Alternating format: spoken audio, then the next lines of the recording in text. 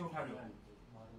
बरं, आज तुम्ही बोलता सुशील है और बड़े पटेल, आज एक वेगळा प्रश्न आहे. सर्वोच्च न्यायालयाचे जे मुख्य न्यायाधीश आहेत त्यांना काल एका व्यक्तीने चप्पल फेकून मारला. लाइट चलेगी 5 मिनट रुको. प्रश्न लाईटला पण आवडला त्यांना चप्पल फेकून मारल्याची घटना घडली आहे. त्या घटनेचा सगळीकडून निषेध व्हायला लागलेला आहे. तुमचं काय मत आहे? झालं थांबा हो.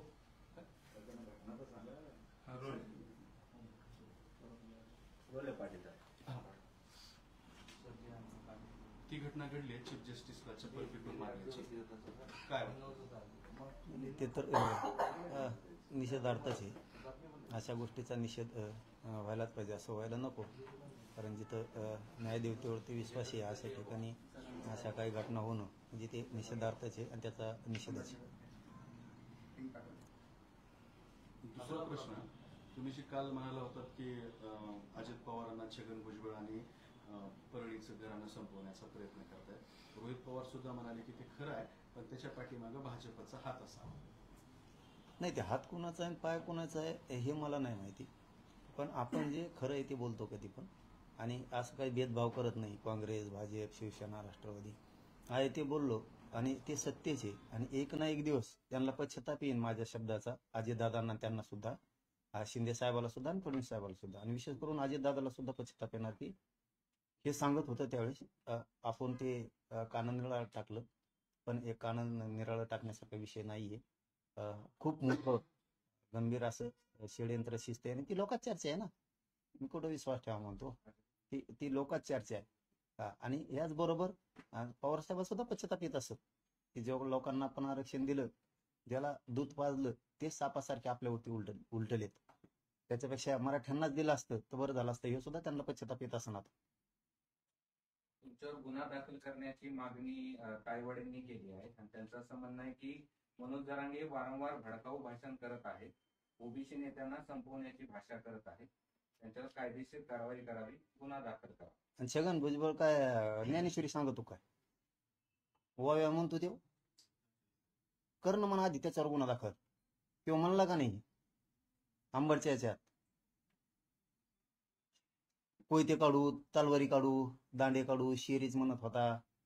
पुण्याला पण म्हणला. करणं गुन्हे दाखल. आणि कोणचं भडकाऊ भाषण आहे?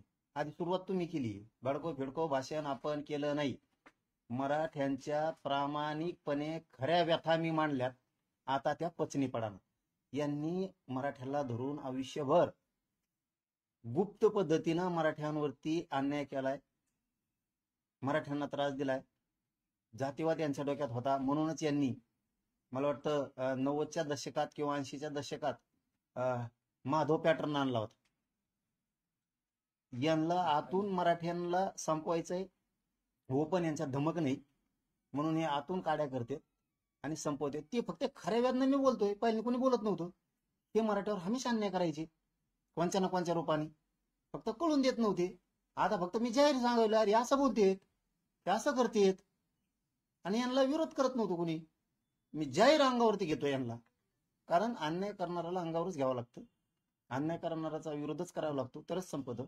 छत्रपती शिवरायांनी, वीर महाराणा प्रतापांनी हे शत्रू मोडून काढले, तोडून काढले, कापून काढले. असं अन्यायाच्या विरोधात लढावंच लागतं. मग त्या भगतसिंग असतील, ते स्वातंत्र्य सैनिक असतील, सगळे आपले बॉर्डरवरचे फौजी असतील, अन्यायाच्या विरोधात लढावंच लागतं. तसं मी फक्त माझ्या समाजावर 60-70 वर्षापासून अन्याय होतो, हे कोणी बोलून दाखवत नव्हतं. मी बोलून दाखवलो. लोक सहन करायचे, मी म्हणतो सहन नाही करायचं, कोणावर अन्याय करायचा नाही. पुढे असंही म्हणतात की जर ओबीसीच्या नेत्यावर गुन्हे दाखल सरकार करत असेल तर सरकार भेदभाव करत. भेदभाव कुठं करतंय? तायवाडे म्हणणं आहे की ओबीसीच्या नेत्यांवर गुन्हे दाखल केले जातात, तुमच्यावर काय? तुम्ही वागतच तसे. आतापर्यंत तुम्ही जाती तेढ ओबीसीच्या नेत्याला करायची गरज नव्हती. एक ओबीसीचे नेते नाही, तुम्हाला क्लिअर सांगू. हे जातीचे आहेत आणि ठराविक थोड्या जातीचे लाभार्थी टोळीचे आहेत. हे जातीचे पूर्ण जाती सुद्धा नेते नाहीत. आणि जसं मी म्हणायला लागलो ना 8 दिवसापासून हे जातीचे नेते नाही, ओबीसी नेते नाहीत, ते मला म्हणाले. आता जसं आम्ही म्हणतो का तसंच म्हणतात ते छगन भुजबळ.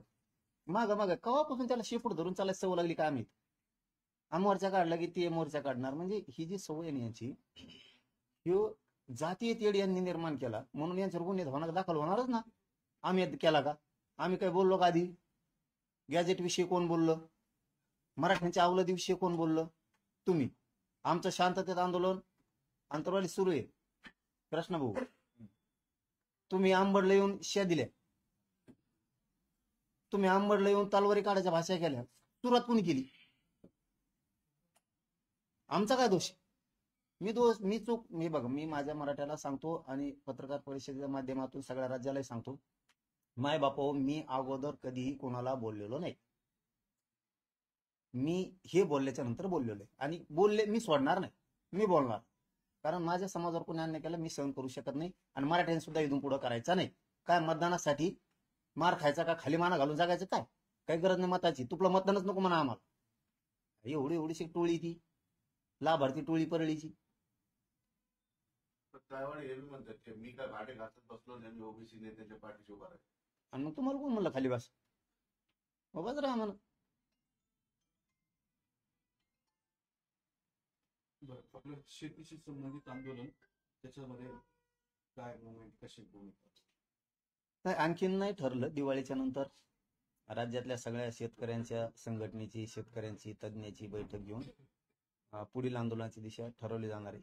कारण ते आंदोलन खूप मोठं असणार आहे, खूप ऐतिहासिक आंदोलन असणार आहे आणि निर्णायक आंदोलन असणार आहे ते, की शेतकऱ्याला न्याय देऊन द्यायचं, त्याशिवाय मागे सरकायचं नाही. खूप टोकाचं आंदोलन होणार आहे ते.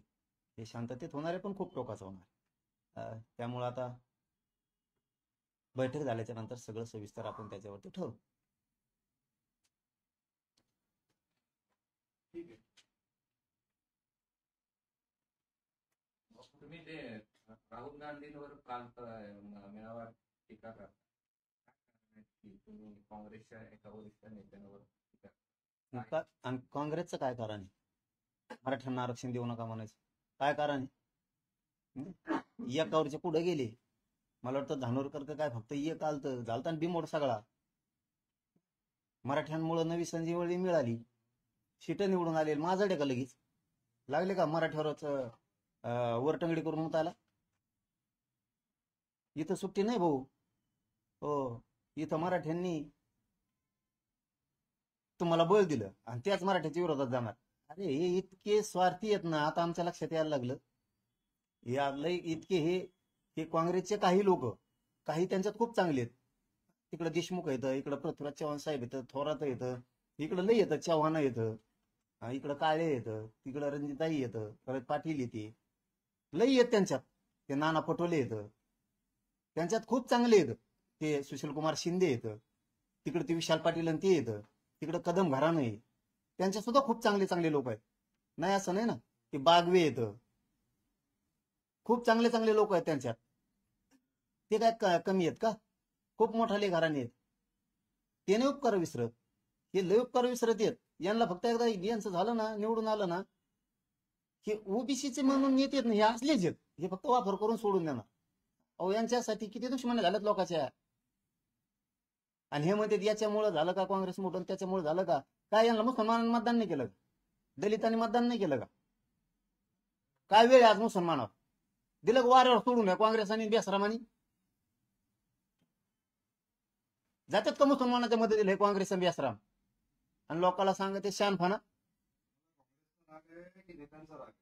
अहो नेते येत असलेच आणि ते आता पक्षात असलाच म्हणावं लागेल ना. मग म्हणायचं नव्हतं तर वेळ आली. जसं की आम्ही मागं सांगितलं भाजप चांगलं आहे, काही नेते खराब आहेत, तसं आता हे काँग्रेसच खराब आहे म्हणायची वेळ येऊ नये आमच्यावर, म्हणजे झालं. अहो इतकं विदूषक आणि इतकं अविचारू वागायचं आणि मराठ्याच्या विरोधात काँग्रेसने जायचं, इथं बिमोड करून टाकते ना सगळा. काय गरज आहे त्यांना? त्या राहुल गांधीला सांगायची की मराठ्याच्या विरोधात बोल म्हणून त्या नागपूरच्या वडंटीवार साहेबाला. काय केलं मराठ्याच्या पोरांनी त्या वडंटीवारचं? कशामुळे विरोध करतो आरक्षणाला? काय कारण आहे? मी पण तो आता या पुढच्या आठवड्यात दिल्लीला चाललो. मीही वकिलांची बैठक घ्यायला लागलो, तिथल्या तज्ञाची मोठी. बघतो ना 94चं जे कसं काय चॅलेंज होत नाही. तुम्ही आमच्या मागं लागता का? आमचा रात्रीच विषय झाला. दिल्लीच्या सगळ्या तज्ञाशी, वकिलांशी, मोठमोठ्याल्या तिथले वरिष्ठ सुप्रीम कोर्टाचे वकील आहेत त्यांच्याशी चर्चा करायची.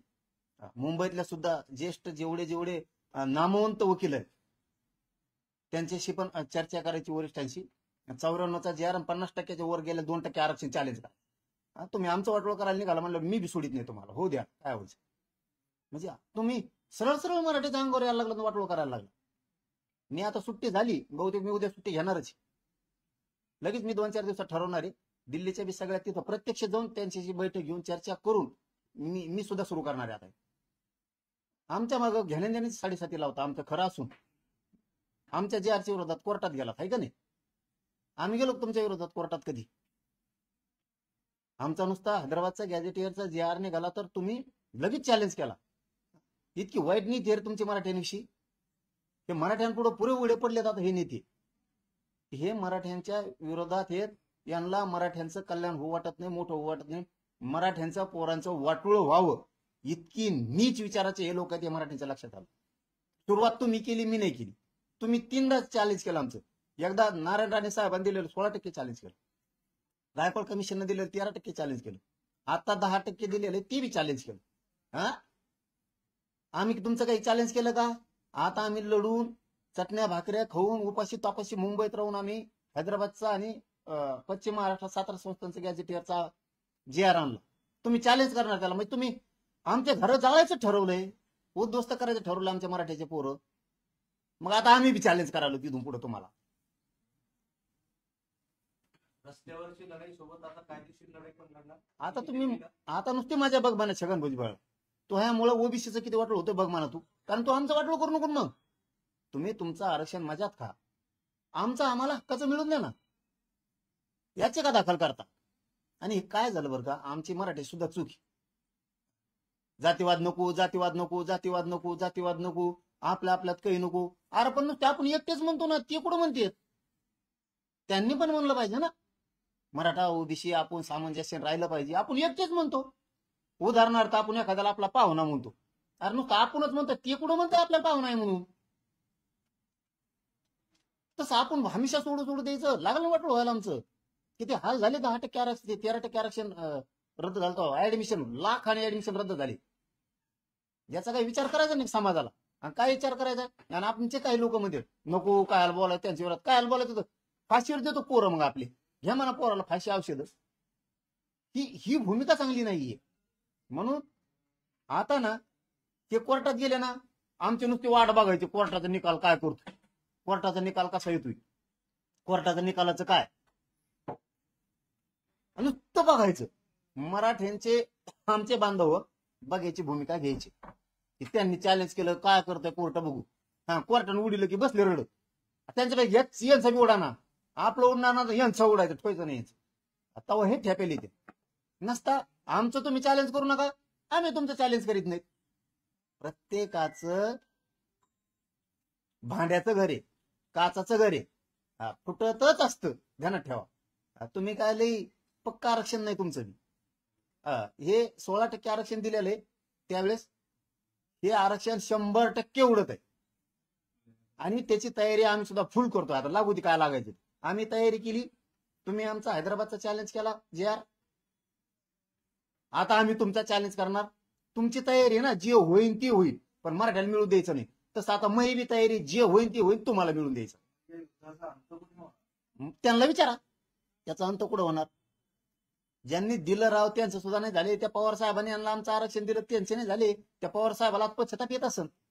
तिच्या आली यांना उगाच सापाला दूध पाजिलं, त्याच्यापेक्षा मराठ्याला दिलं असतं तर बरं झालं असतं. पश्चाताप येत असेल त्यांना आता की मराठ्याला आरक्षण दिलं असतं तर बरं झालं असतं. काय चुकीचं करतोय मी? कोण नाव ठेवतो याला? कोण आहे मराठ्याचा असा की त्याला वाटतं आपण त्यांचं चॅलेंज करू नये? मग त्यांना का वाटत नाही की मराठ्याचा जे आर चॅलेंज करायचा नाही? तुम्ही आमच्या वाटा जाऊ नका, आम्ही तुमच्या वाटा जात नाही. आणि तुम्ही आमचे जे आर रद्द करणार, आरक्षण रद्द करणार, आणि आम्ही कौर बाकीची भूमिका घेणार. खाली मने घालून कौर जगणार आम्ही. तुम्ही उठा सुटता की कोर्टात पळता, उठाचा सुटाचा की मोर्चे काढता, उठाचा सुटता की नुसते आग ओकाता तुम्ही मराठ्यांच्या विरोधात. किती दिवस सहन करायचे आम्ही नको नको नको म्हणून? तुम्ही थोडं थांबा ना. तुम्ही माजाड्यासारखंच करायला लागले. मग आता तुम्ही मास्तर जिरावं लागेल ना, त्याशिवाय तुम्ही गप नाही बसणार. आता होणार आहे फाईट. नाही ते सांगितलं तुम्हाला मी की आमचं आरक्षण आहे 16%.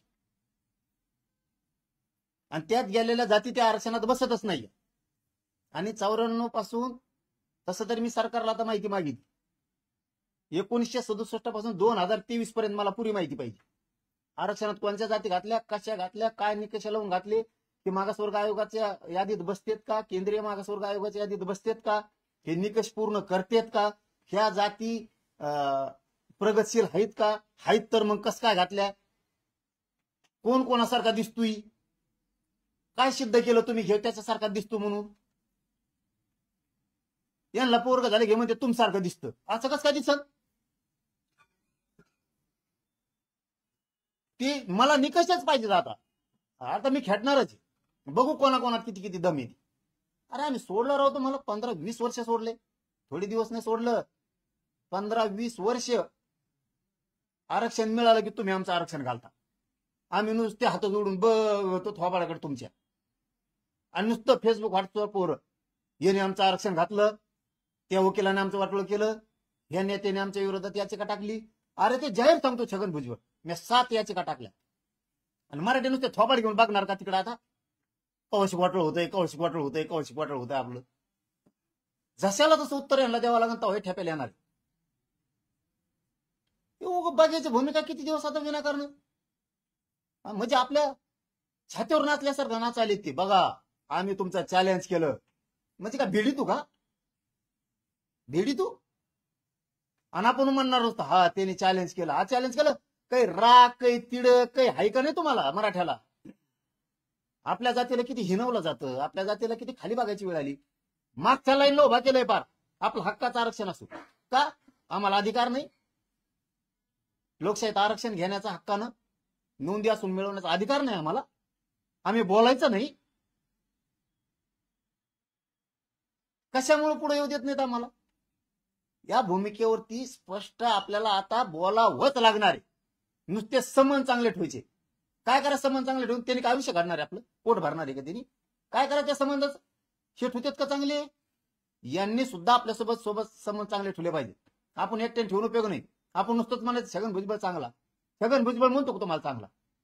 तुमच्या लेकराचं उभं वाटोळ व्हावं हे काम करतो. हा आता जशाला तसं मराठ्याला कडवट कणखर वागावंच लागणार आहे. त्याच्याशिवाय आपल्या पुढच्या पिढ्या नीट जगणार नाहीत. आता यांचे सगळ्यांचे रंग मराठ्या पुढे उघडे पडले. कोणत्या पक्षाचा नेता, कोणत्या जातीचा नेता आपल्या विरोधात जातोय त्याला इथून पुढे राजकीय संपवायचंच. वेळेवर दया माया करायची नाही. इतकं जातवान मराठ्यांनी वागायचा. इथून पुढे म्हणले पाहिजे प्रत्येक नेता ओबीसीचा किंवा त्यांच्या जातीचा मराठ्यांच्या विरोधात जायचं नाही. 7 पिढ्या झालं आमचं घर संपलंय मराठीच्या नादी लागल्यामुळे. एवढा धाक बसला पाहिजे. पर्याय नाही मराठ्यांनो, पर्याय नाही. धाक बसावंच लागन. मराठ्याच्या विरोधात गरळ ओकणारे, मराठ्यांचं हमेशा वाटलं झालं पाहिजे हे स्वप्न बघणारा ओबीसीचा किंवा त्या जातीचा नेता, त्या जातीचा नेता संपावाच लागणारे.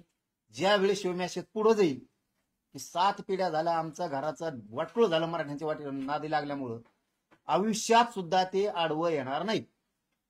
हे पावलं उचलावं लागतील. मी पुन्हा पुन्हा सांगतो, मी चूक करत नाही. त्यांनी सुरुवात केल्यावर मी करतो.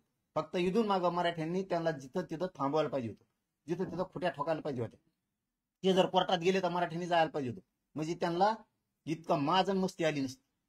आपण प्रत्येक वेळेस कोर्टात म्हणून सोडून दिलं आणि मग सरकार म्हणायचं आम्ही टिकितो, आम्ही टिकितो, पुन्हा आम्ही वकील लावतो आणि मग आपण आशेवर जगायचं. असल्या भानगडीत जगायचं नाही. इथून पुढे समोरच्याची ओबीसीच्या नेत्याची जशी कृती असेल तशी इथून पुढे मराठ्यांनी कृती करायची. ही कृती खरं तर आमच्या आधीच्या मराठ्यांच्या नेत्यांनी करायला पाहिजे होती. मराठ्यांच्या समन्वय किंवा जे अभ्यासक असतील त्यांनी करायला पाहिजे होती. जशाला तसं खेटायचं तेव्हा आज मराठीवर ही वाईट वेळ आली नसती. आता इथून पुढे तरी मराठी शान आपल्या गावातला आपल्या विरोधात कोण जातोय याच्यावर बारीक ध्यान ठेवायचं.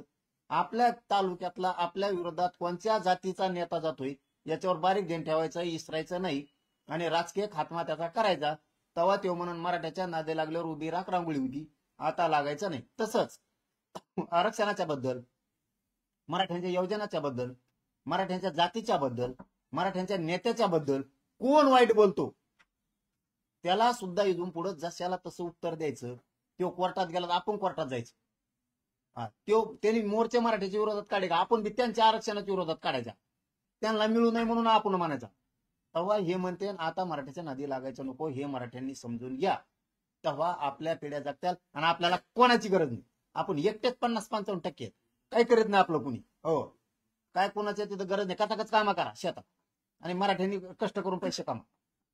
10-5 रुपयासाठी 15 दिवसाच्या निवडणुकीसाठी कोणाच्या मागं हिंडायचं, कोणाच्या सभाला जायचं नाही, कोणाच्या प्रचाराला जायचं नाही, आणि कोणाला मोजायचं नाही, आणि कोणाला मतदान मागायचं नाही. त्या टोळीचं तर मतदानच घेऊ नका. त्याला म्हणा तू मतदानच करू नको आम्हाला, तुम्ही नकोच आम्हाला. तू ज्याला करत त्याला कर म्हणा, चल तिकडं. 3-3, 5-5, 10-10 हजार मतदान आहे त्यांचं एका मतदारसंघात. तेवढ्यासाठी पळते त्यांच्या मागे भिकाऱ्यासारखे मराठीचे नेते. तो मतदान नको म्हणा, भूत आला जातील दुसऱ्या धरा 1000 जाती आहेत. आरक्षणात जर 450 तास 1000 असतात. धन्यवाद. येस.